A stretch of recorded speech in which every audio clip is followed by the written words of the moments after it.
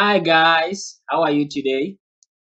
I'm Mr. Nkopane Monaheng. I'm very happy to have you here today in this platform on a topic of long-term contracts. Remember that I teach tax online, Lesotho Taxation, and I also provide um, accountancy consulting around Maseru for people who have problems on accounting, maybe specifically on taxation, specifically Lesotho taxation. So I'm here for you guys. So let's proceed on this topic of long-term contract today. Let's proceed to the objectives of the topic. Today we're gonna describe the term long-term contracts. Number two, we are going to give the examples of long-term contracts according to Lesotho Tax Act, and we're gonna compute the chargeable income using illustrations. And number four, we're gonna look at summary and conclusion. This topic is very short, but it's gonna take a long time in illustrations on examples because we are going to understand through examples. So let's dive into the explanation of long-term contracts. What are long-term contracts? A long-term contract is a contract that takes more than 1 year to be completed. It's a long-term contract. When the contract takes more than 1 year to be completed, is called long-term contract. Remember that the contract is an agreement between two parties with obligations, and there are certain aspects that are included to make a contract to be legally binding. So here is a long-term contract, a contract that takes more than 1 year to be completed.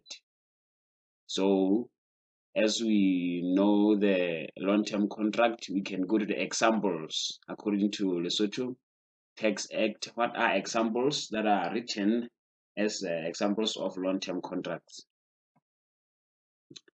We have painting or decoration, plumbing, draining, water supply or irrigation, drainage, building, roofing or tiling, site restoration, landscaping, installation of services or appliances including electricity supply, heating appliance, refrigeration, insulation, air conditioning, fire or security protection, and others. But these ones in the list are the ones written as examples of long-term contract. Remember, it's a contract that takes more than 1 year to be completed. So let's dive to the second slide.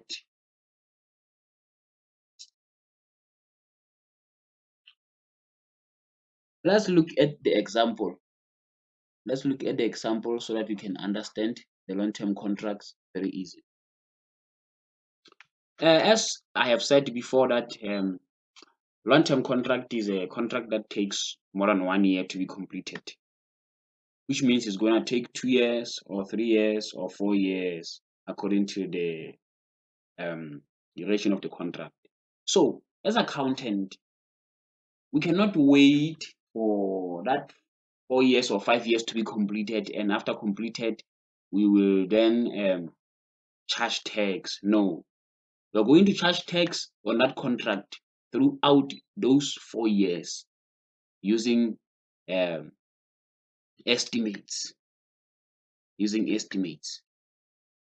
So by doing that, there are formulas here of which I'm going to show you how are we going to do it.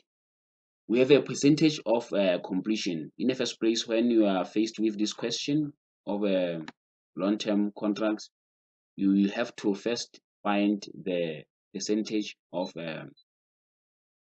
completion. The percentage of completion is equal to actual cost incurred during the year divided by total budgeted costs at the commencement of the contract multiplied by 100%.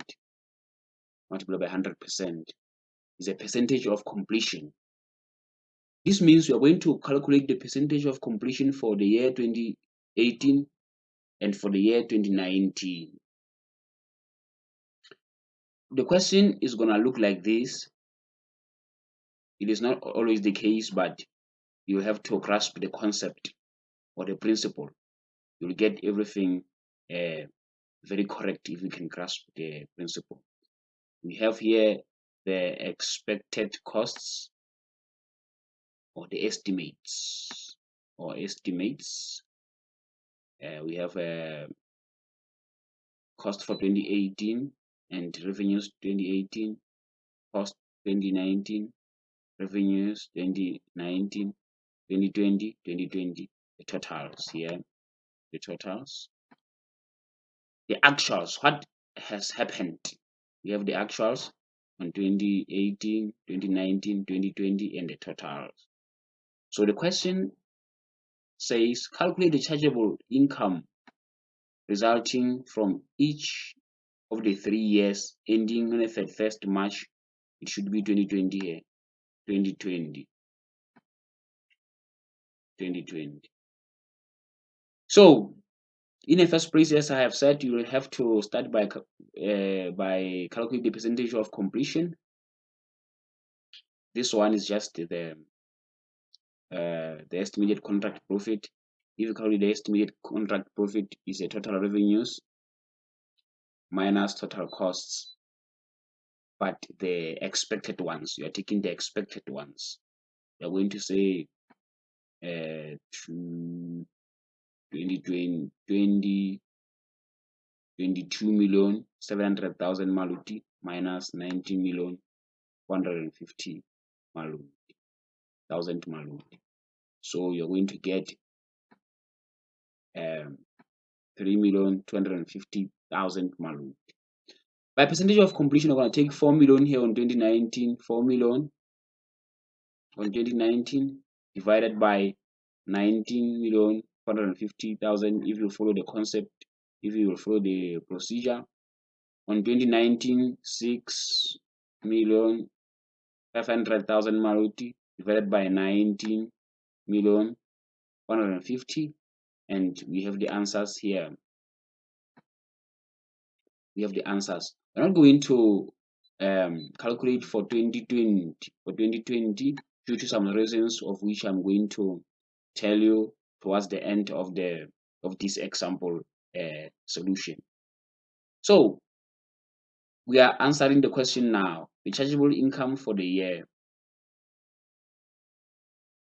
This is how we're going to start. We're going to take these percentages for 2018, 20.6%, multiplied it by estimated contract profit.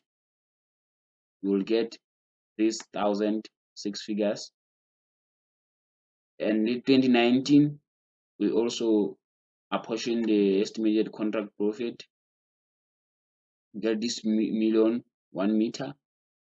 So the total of the two is 1,755,000 Maruti. So let's go to 2020. 2020 then. On 2020, you're going to take the total revenue, the actual, what has happened, the actuals. Total revenue is 24 million. And we're going to minus the total cost, the actuals, which is 19 million. And we will get 5 million. After getting 5 million, we are going to subtract the income charged in previous years, which is 1,755,000 Maluti here, and we are going to get the chargeable income for the final year, which is 3,245,000 Maluti. So please note here, calculation of chargeable income, chargeable profit or income for final year of assessment.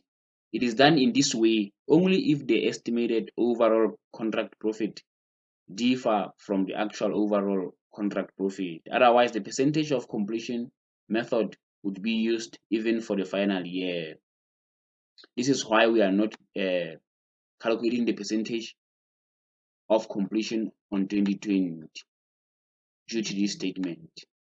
So you're going to find the question like this or very similar, or even if you cannot find it like this, the principle is the same. You have to find the percentage of completion, calculate the estimated contract profit, and follow the procedure. Just keep practicing, guys. You'll get it right.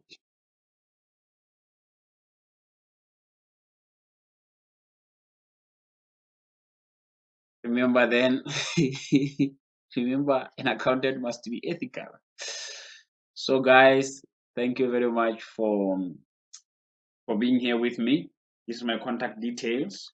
You can contact me here if you want um, to speak to me about to solve a certain problem in accounting, in taxation. So this is my call, my email address. I'm a tutor, Mr. Nkupane Monaheng. Thank you very much. Have a nice day, guys.